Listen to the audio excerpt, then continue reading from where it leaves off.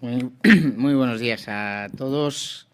Gracias por su asistencia. Como saben, este fin de semana Vox ha estado presente en la frontera de Ucrania con Hungría, entregando pues un paquete de ayuda a los refugiados. En realidad, un paquete de ayuda a todas las organizaciones civiles, fundamentalmente religiosas, que están organizando la acogida de los refugiados ucranianos que entran en el territorio de la Unión Europea por Hungría.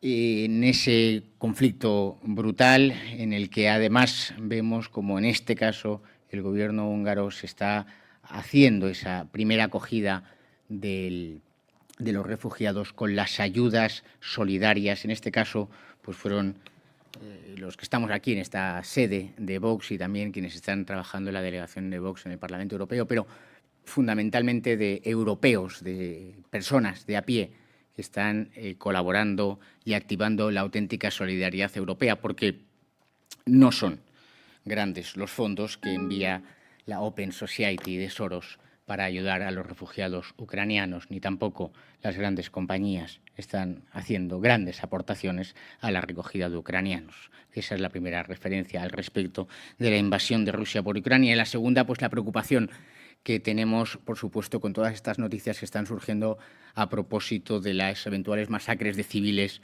en la retirada del ejército ruso.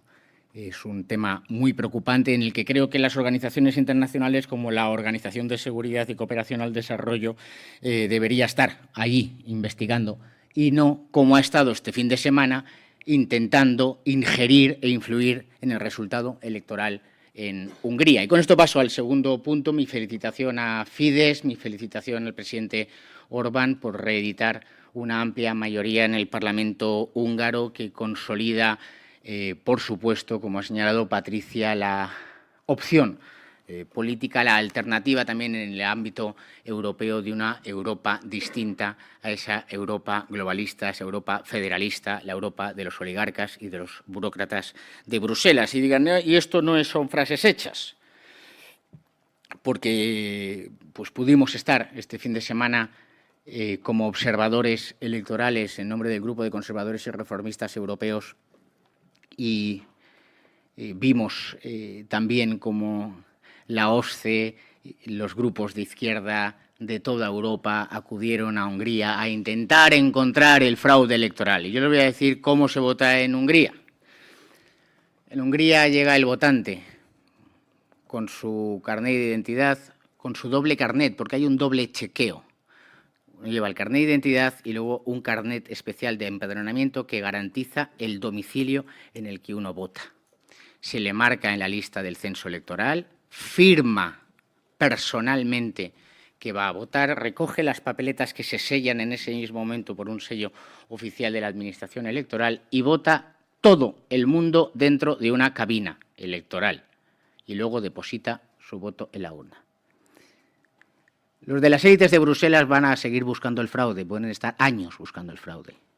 El único fraude es su Europa. Su Europa sí que es un fraude que está condenando a una nueva crisis en las instituciones europeas. Es un acto, lo que vimos este fin de semana, pues una democracia directa, personal, secreta, como sucede también en el resto de naciones europeas. Y sí que me preocupa, efectivamente, que las organizaciones internacionales estén intentando monitorizar la democracia en Hungría, cuando a pocos kilómetros de la frontera de Hungría se están produciendo masacres de civiles y las mismas organizaciones internacionales parece que ya no les preocupa tanto. En su consecuencia, el proyecto de una Europa que recupere el sentido de respeto a las naciones, a sus Estados miembros, de esa Europa de naciones que cooperan libre y voluntariamente, no es que se refuerce, es que sigue vivo y es con toda seguridad la única alternativa para el futuro de nuestro continente. Y el tercer punto que quería hablarles hoy es una referencia, no es un tema habitual en nuestras ruedas de prensa, pero creo que es preciso decirlo, y es que ahora mismo hemos visto, hemos conocido el mayor ataque a la historia y a la cultura española de los últimos tiempos, que son esos decretos de desarrollo de las enseñanzas que está preparando el Gobierno.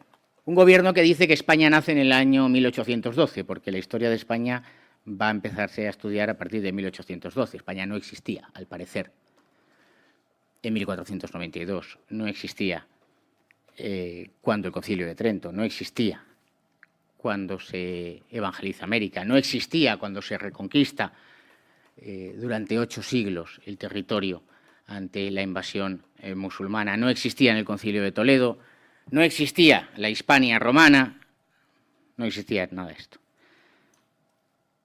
Eso si miramos hacia atrás, porque si miramos en el día a día desaparece el estudio de la ETA y de las víctimas del terrorismo de ETA en el estudio de la educación secundaria obligatoria.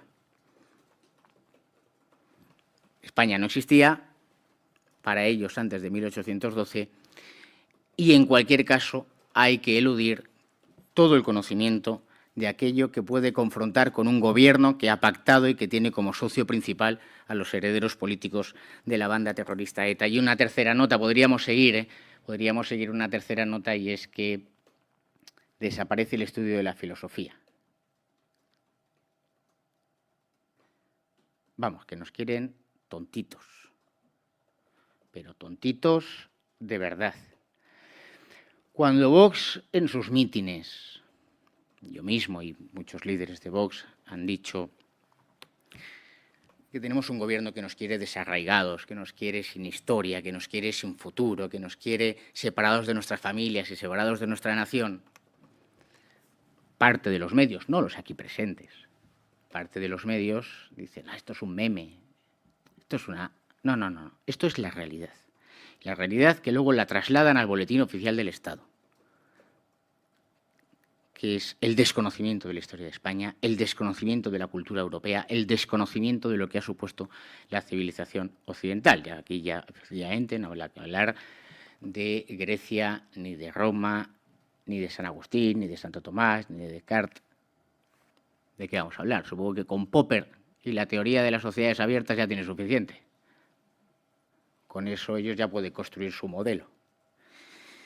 Es la cancelación de la cultura, es la cancelación de la historia y, por supuesto, nuestra crítica más feroz, y que a través de las instituciones y todos los medios que tengamos a nuestro alcance vamos a luchar para defender que los alumnos españoles, los alumnos extranjeros que estudian en España tengan un conocimiento completo, pleno, basado en evidencias científicas, que también las hay en el ámbito de la filosofía, y que tengan esa formación integral y esa educación completa. Y lo voy a hilar para cerrar esta intervención. Ellos no quieren que se estudie la historia de España, no quieren que se estudie la regla de 3 y, en su caso, que sea una regla de 3 con perspectiva de género. No quieren que se estudie la filosofía, no quieren que se estudie ETA y la victimización secundaria de las víctimas de ETA que están sufriendo en los últimos años. Pero sí quieren educar en el sexo a nuestros niños. Eso sí, meterse en las cuestiones más íntimas de los españoles, esos sí que lo quieren. Y digo que lo voy a hilar para cerrar la rueda de prensa con que este fin de semana también ha habido en Hungría un referéndum en el que se sometía al pueblo húngaro la ratificación de una ley aprobada por el Parlamento que prohíbe el adoctrinamiento en materia sexual en los colegios en Hungría. Perdonad. No es la emoción por el triunfo de Fidesz, es la falta de sueño suficiente.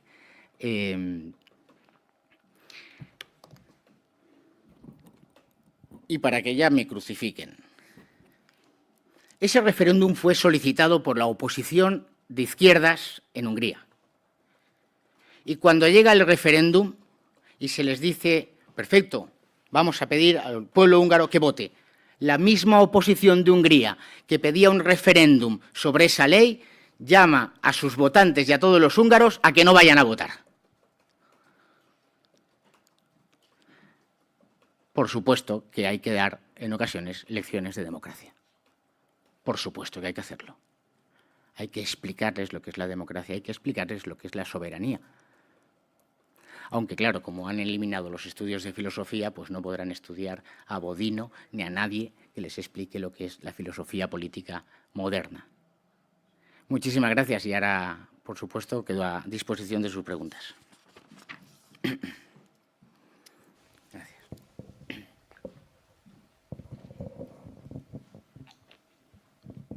Buenos días. Quería preguntarle varios asuntos. En primer lugar, sobre la asamblea que celebraron el pasado viernes. No sé si podemos conocer el número de personas que votaron la reforma de los estatutos del partido. Sabemos que fueron aprobados con un 91%, creo que fue el porcentaje, pero el número global de votos que hubo, no sé si lo podemos conocer. Y después, sobre el congreso que ha celebrado el Partido Popular este fin de semana, ¿qué les parecen los llamamientos a lo que se ha interpretado como un acercamiento al gobierno de Pedro Sánchez, del nuevo presidente del Partido Popular? Y si ha habido algún contacto ya entre la dirección de Vox y la nueva dirección del Partido Popular, y si está previsto un encuentro entre Santiago Abascal y Alberto Núñez Feijóo. Muchas gracias.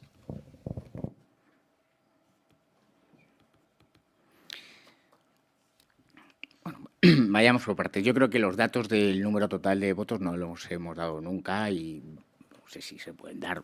La verdad es que lo importante es que han sido aprobados y con la mayoría que han sido aprobadas. Es decir, que tampoco creo que tenga ninguna relevancia.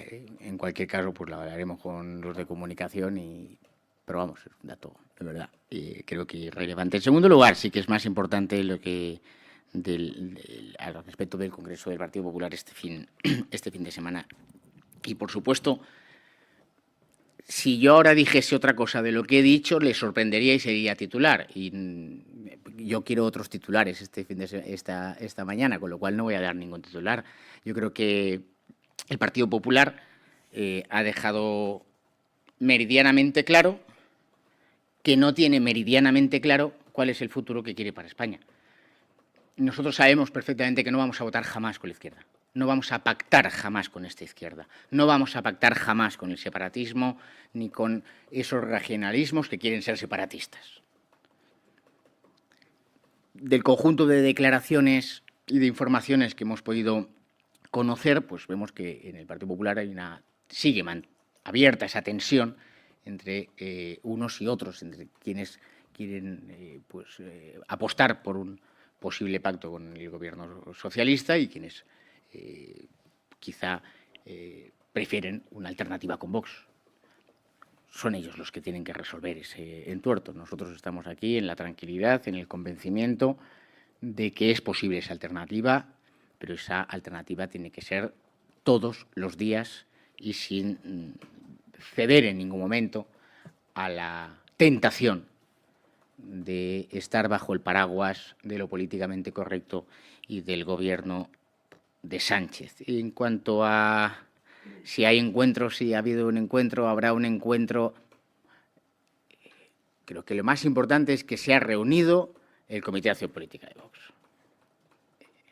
Esto es lo importante para nuestros afiliados, para nuestros militantes. No, por supuesto que ahora mismo no ha habido ninguna llamada ni comunicación al respecto. Y supongo pues que Santiago y el señor Núñez Feijóo pues se verán en algún momento. Si el señor Núñez Feijóo pasa a vivir por Madrid, pues se verán en algún momento.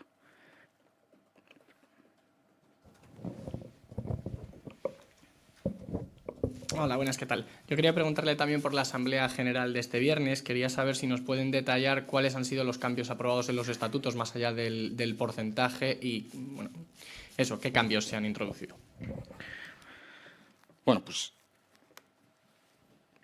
no me sé los cambios de los estatutos en el nivel que me sabía los temas de la oposición, pero fundamentalmente lo que ha habido es una modificación en hacer constar en los estatutos la aparición de órganos como la Dirección de Política de Gobiernos o la Dirección de Política Parlamentaria y Municipal, en la medida en que hay que ajustar el crecimiento del partido a la realidad estatutaria.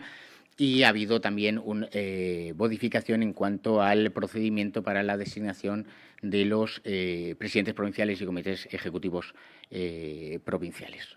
Fundamentalmente, luego ha habido otras cuestiones que efectivamente se tenían que trasladar a cuestiones de orden técnico. Por ejemplo, el logo de Vox se ha incluido dentro de los estatutos en su expresa mención del color, etcétera. Bueno, son cuestiones de verdad. No hay un calado político como quizás se quiere buscar.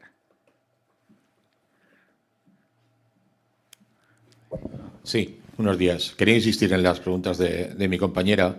Claro, es decir, al final lo que se trasladó ayer o se abre la puerta es a que pueda existir un vínculo, una comunicación, una negociación entre el Partido Popular y el Partido Socialista.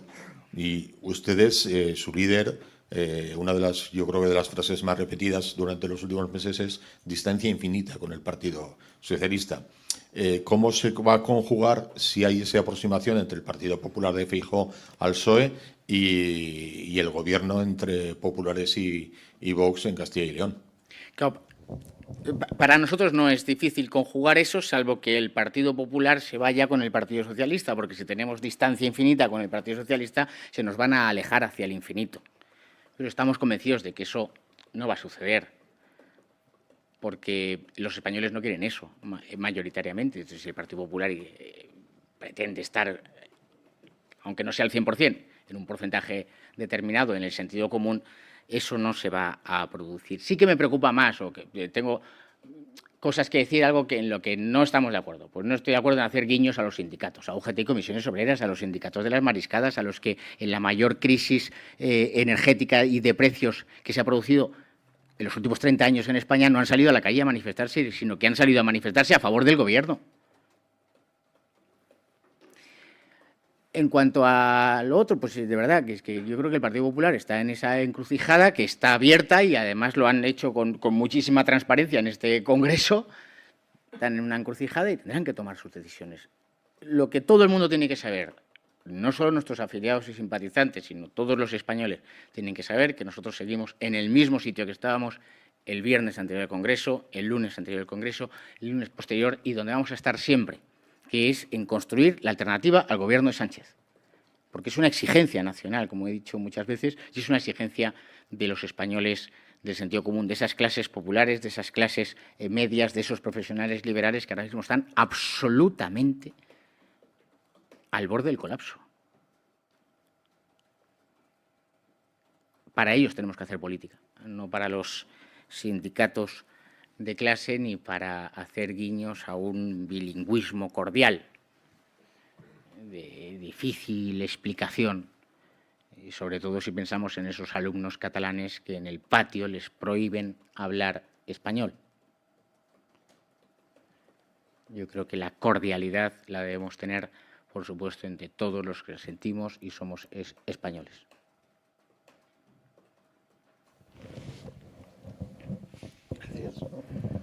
Hola, buenos días. Soy José Antonio de Decisión Radio. Quería consultarle varias cosas.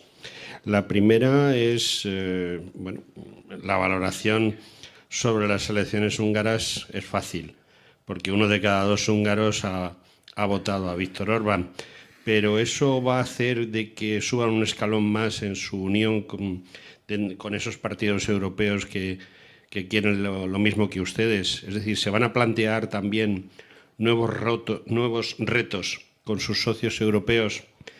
La segunda es respecto al día 11 al 13 de la semana que viene. Van ustedes a acompañar a una comisión de Europa a Mallorca para ver el tema de las menores tuteladas. ¿Nos puede comentar algo sobre esto? Y finalmente, acaba usted de hablar sobre la educación en Cataluña y parece ser que los sindicatos de clase, los de las mariscadas, están en contra de ese 25% de enseñanza en castellano. Lo han dicho públicamente en algunos medios. ¿Qué opinan ustedes de esto? Gracias. Bueno, en cuanto a la primera cuestión, el resultado de Fidesz y de Viktor Orbán en Hungría no va a cambiar la posición de Vox, nosotros tenemos una voluntad y la hemos manifestado desde el mismo día que llegamos al Parlamento Europeo de mantener relaciones cordiales y de cooperación con todos aquellos partidos políticos que coinciden en nuestra visión de Europa y del futuro de las instituciones europeas, que coinciden en la valoración negativa de la evolución que están teniendo en los últimos años el funcionamiento de las instituciones europeas, como la Comisión Europea, y que es posible recuperar ese camino que tuvo inicialmente la Comunidad Económica Europea. Por tanto, no va a cambiar nada, ni se va a intensificar, ni se va a debilitar. Nosotros, yo estuve en nombre del Grupo de Conservadores y Reformistas Europeos, pero había pues muchos españoles ahí en Hungría y esas relaciones cordiales de cooperación, de coordinación son absolutamente necesarias, igual que lo son con el Gobierno y el partido Ley y Justicia en Polonia, con Fratelli en Italia y con todas aquellas organizaciones políticas que, repito, coinciden en nuestro modelo de Europa. Y, por tanto, lo único que esto pone de manifiesto es que cuando hay convicciones profundas, toda la presión de las oligarquías de Bruselas, de las burocracias y de las organizaciones internacionales, gubernamentales y no gubernamentales, no produce ningún efecto. Pero tiene que haber convicciones profundas, serias y una voluntad de construir esa alternativa política. Efectivamente, en cuanto a la segunda cuestión, los días 11 a 13 de abril el Parlamento Europeo envía una misión a Mallorca para investigar la situación de los abusos de menores en centros de tutela de la Administración balear. Una batalla intensa en el Parlamento Europeo prácticamente desde nuestra llegada. Como saben ustedes, en el Parlamento balear la izquierda impidió una comisión de investigación, también la izquierda impidió una comisión de investigación en el Congreso de los Diputados, pero conseguimos sacar adelante esta misión a Baleares por parte del Parlamento Europeo. ¿Y qué esperamos de eso? Pues esperamos que seguir metiendo ese dedo en la herida para que de una vez por todas sane la herida, se produzcan dimisiones políticas, ceses, un gobierno que no debería seguir ni un minuto más ante un escándalo político tremendo,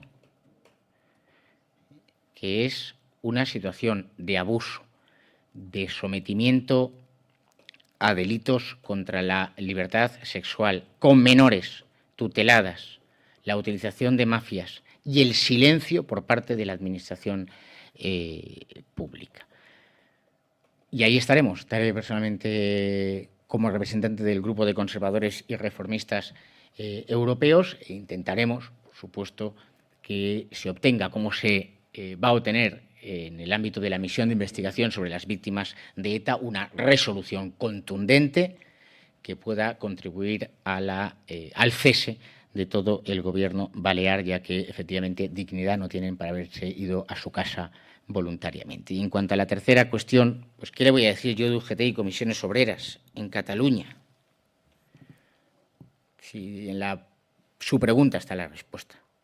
Son organizaciones mafiosas que se comportan como tal y que no defienden los intereses de los trabajadores por cuenta ajena ni por cuenta propia, que viven de las subvenciones de las administraciones públicas y no solo del gobierno de Sánchez, sino también de los gobiernos separatistas que los tienen perfectamente alineados con sus proyectos políticos. Lo que tienen que hacer es disolverse. Y como no lo van a hacer, pues la otra salida es votar a Vox y conseguir que Vox llegue a los gobiernos regionales y gobierno de la nación para que las subvenciones a los sindicatos desaparezcan definitivamente de España.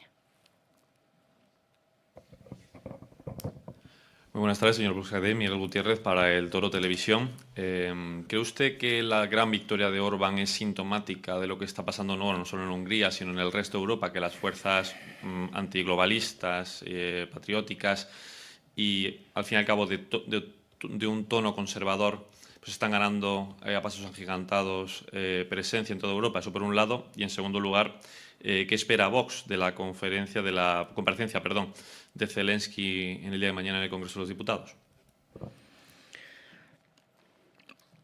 Yo creo que la victoria de Orbán, en primer lugar, acredita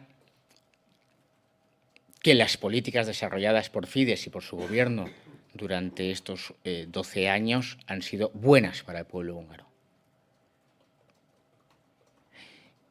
A pesar de todo el ataque del Parlamento Europeo, de la Comisión Europea, de otras instituciones, a pesar de la persecución mediática, a pesar del insulto, la manipulación y la tergiversación, el pueblo húngaro ha votado en masa a su gobierno y, por tanto, ese es el primer hecho.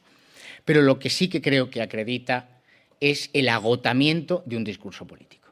El discurso federalista, el discurso de que para construir Europa es preciso destruir a las naciones que conforman Europa, el discurso globalista de que tenemos que estar todos sometidos a las mismas normas, a las mismas reglas, sin ningún tipo de capacidad de ajustar las mismas a las necesidades concretas de los españoles. Pero es que lo hemos visto la semana pasada. En plena crisis alimentaria, el presidente del Gobierno de España tiene que ir a pedir permiso a Bruselas para que nuestros agricultores puedan cultivar la totalidad de la tierra española. Ese discurso está agotado. Es la crisis de los refugiados del 2015, es la crisis del euro del 2008. Y, por tanto, a pesar de todo el poder mediático que tienen esas oligarquías,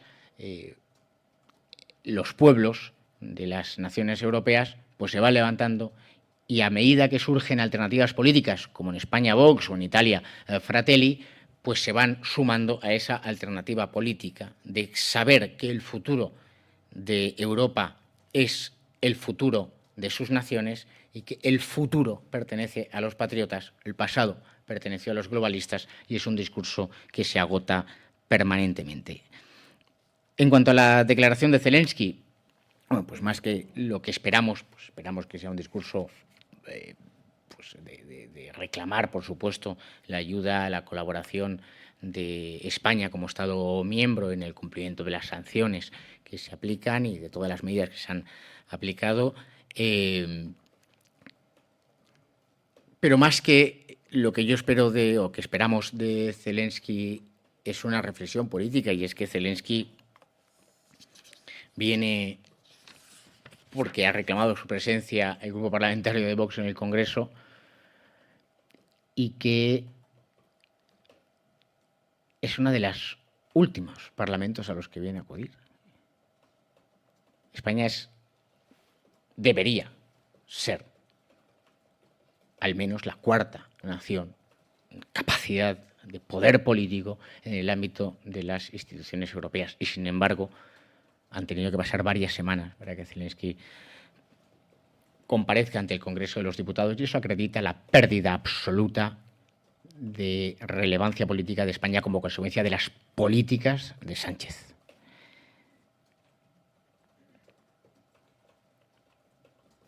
Esperamos que sea un momento para manifestar nuestra solidaridad de nuevo con el pueblo ucraniano, con el fin de la guerra, la retirada inmediata de las tropas rusas del territorio ucraniano. ¿Alguna pregunta más? Una última que envía Maite Loureiro de Libertad Digital. Son dos preguntas. La primera, una valoración sobre los datos de paro y sobre el enfrentamiento que han mantenido este fin de semana con Jordi Cañas a cuenta de la reforma laboral en redes sociales. Y, en segundo lugar, ¿qué opina de que el Partido Popular pueda alcanzar pactos de Estado con el PSOE, como parece ser la pretensión de ambos partidos?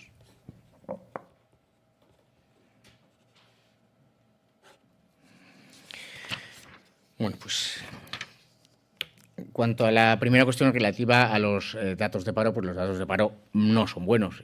Aunque el Gobierno pretenda pues manipular el dato estadístico, no son buenos y por supuesto, pues estamos ante un nuevo acto de manipulación política por parte del Gobierno de Sánchez, que llama contratos indefinidos a lo que ellos dicen que son contratos indefinidos y no a lo que es un contrato indefinido. Estamos ante un nuevo acto de manipulación masiva, pero en realidad cuando la manipulación es tan burda, cuando el Gobierno dice unas cosas pero luego en la calle se está viviendo otra y tenemos a prácticamente todos los sectores de la economía española manifestándose en la calle, pues resulta lo que resulta. Luego tenemos los resultados que tenemos. En cuanto a la siguiente cuestión, pactos de Estado, yo creo que Efectivamente fue una de las partes de la declaración a la que ya me he referido a lo largo de esta rueda de prensa, y es que pues, hay que aclarar, el Partido Popular tiene que aclararse de con quién quiere llegar a pactos, si a pactos con el gobierno de Sánchez o a construir una alternativa junto a Vox. Solo una matización. Pacto de Estado es una expresión que quizá en el iluminario colectivo pues parece como muy buena, pero ¿con quién vamos a pactar en el Estado? ¿Quién está en la dirección política del Estado? El Partido Comunista, el Grupo de Puebla, los herederos de ETA, el separatismo golpista. Estos son los que están en la dirección política del Estado, no se olvide.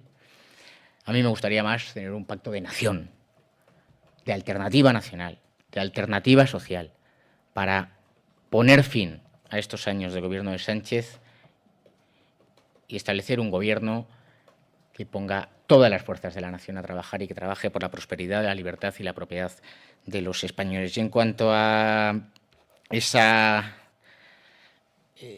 polémica, no sé. Bueno, pues es un tema de redes sociales. Yo creo que el señor Jordi Cañas es como la imagen perfecta de lo que es Ciudadanos. Nació con muy buena intención, con mucha valentía y está diluyéndose en la nada. A Jordi, yo se lo he dicho muchas veces porque le veo en el Parlamento Europeo, es lo que tiene vivir en Bruselas. Hay que volver a España más a menudo. Hay que estar en España.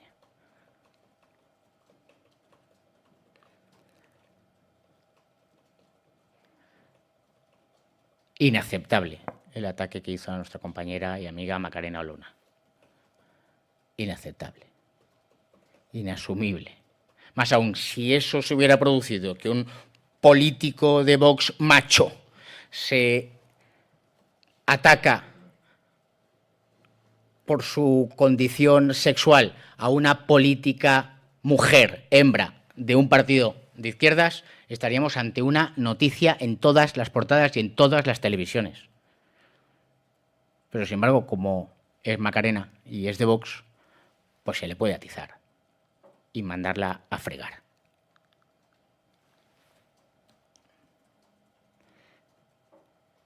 Y última cosa, no lo sé, yo no he hablado con Jordi Cañas recientemente, pero sí que cuando le vea por el Parlamento le preguntaré si ya está iniciando su proceso de incorporación al Partido Socialista.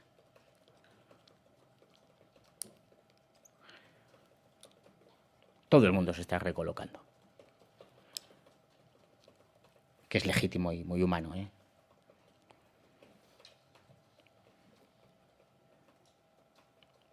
¿Ya está? ¿Se ha acabado? Hasta aquí la rueda de prensa. Pues Gracias. muchísimas gracias a todos.